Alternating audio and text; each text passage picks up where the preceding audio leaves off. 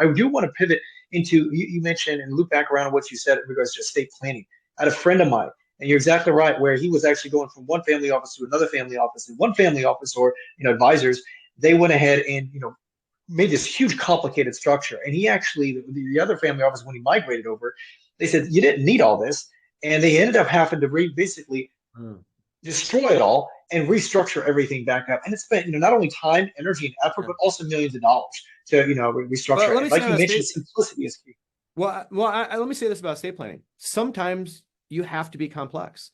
So if you have a lot of money, you may need to have a lot of complexity and do a lot of different things. I think it's different than the investments where often simplicity wins.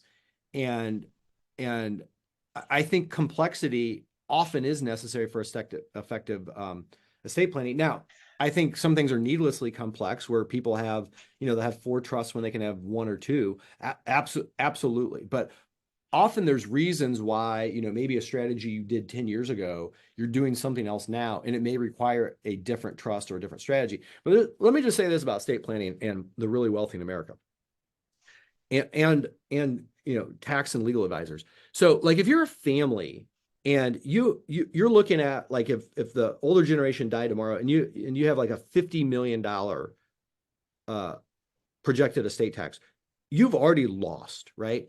And what I find a lot of advisors do is you have these attorneys that are used to working with the mass affluent or tax advisors, and that's what they do. So they'll say, oh, well, let's do some gifting, maybe a small installment sale that doesn't really move the needle. And really what is needed in those situations is to be legal but aggressive and say, we're going to do a bunch of different strategies, some of which are in an area where if you got audited, maybe the strategy doesn't work, or maybe you have to give back some of the benefits. So we're going to push the envelope. And I think a lot of tax advisors or lawyers have the view of success is my client not getting audited, or if they do, winning the audit. And that's wrong. That is just not the right strategy for most wealthy people. It should be they may get audited and they may lose the audit. But in order to reduce the estate tax, we're going to have to do those sort of things.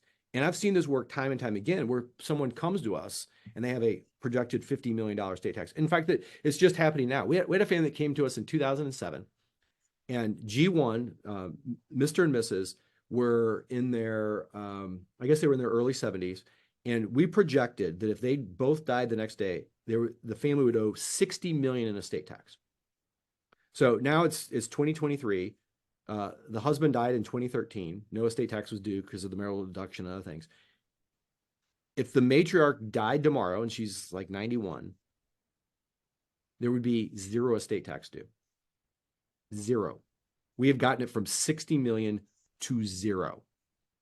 She went through one audit.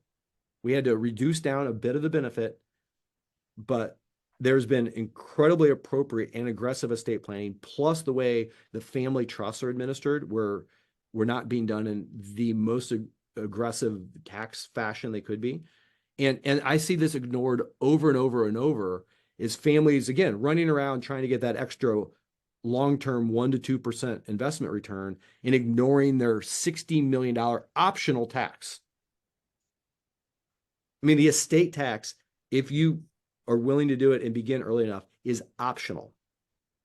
Unless maybe you have billions of dollars. But even into the hundreds of millions of dollars, the estate tax is optional.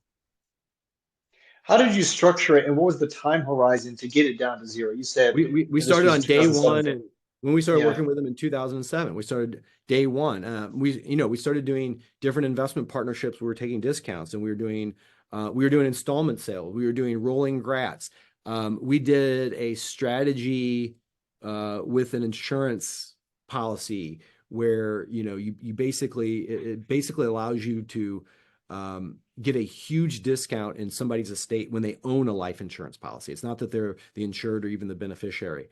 Um, and we did huge things in terms of how we made distributions from, and this family's wealth goes back to, the early 1900s, how we were making distributions from trust. And also, there's this ability, if you have a trust outside of your estate, instead of making a distribution to the beneficiary where the trust is outside of their estate, to make loans so you create debt.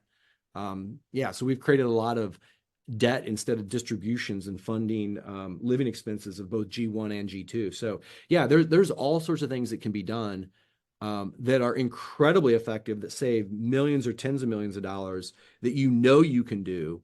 Whereas when it comes to investing, it's incredibly hard. Again, most endowments underperform a 70-30. Again, realize they have investment staff, they have consultants, they have the behavior, they have boards, they have everything going for them to outperform. And most of them don't, right? And that's what wealthy families are running around chasing instead of the estate planning or the income tax planning. Again, huge benefits that can be made, especially with looking at the different residency of different trusts in terms of income tax planning. So, I mean, that's really the fertile ground that's so important for families of wealth.